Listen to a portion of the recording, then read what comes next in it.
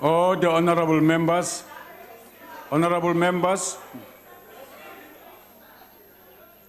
Thank you very much, Deputy Speaker. Deputy Speaker, the foundation for today's discussion and debate in the House on these rules has to begin where it started, and that's with the Constitution.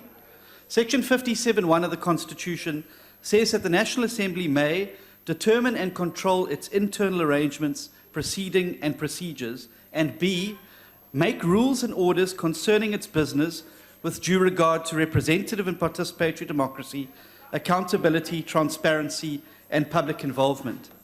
This right of Parliament was upheld in the Constitutional Court judgment of Doctors for Life versus Speaker of the National Assembly and others, in which the courts recognised the fact that Parliament has an important and very special role to play in our constitutional democracy. It said in the Doctors for Life case that it is a principal legislative organ of the state. With due regard to that role, it must be free to carry out its functions without interference. To this extent, it has the power to determine and control its internal arrangements and proceedings. That's where we begin today. Rules are transient. The Fifth Parliament is very different to the First and Second Parliament, and even the Third Parliament. And that is why we have the flexibility of Parliament to change the rules as and when situations arise. This is vested in the Rules Committee, and then obviously this House has the ability to change that.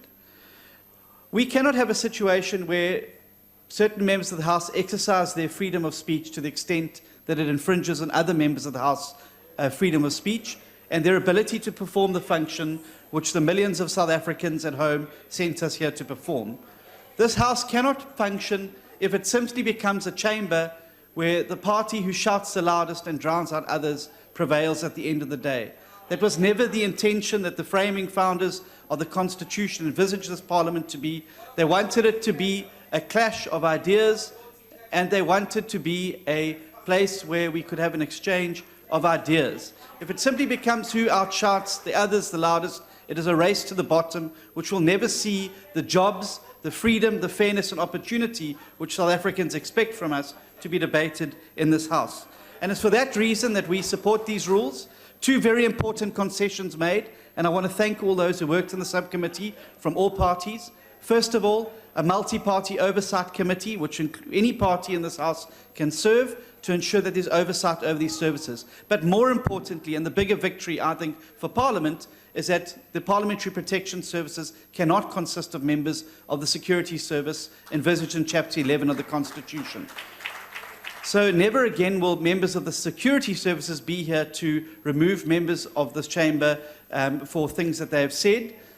We will have an independent parliamentary protection service which is accountable to the Speaker and Parliament, and I think that is a good step forward. Thank you.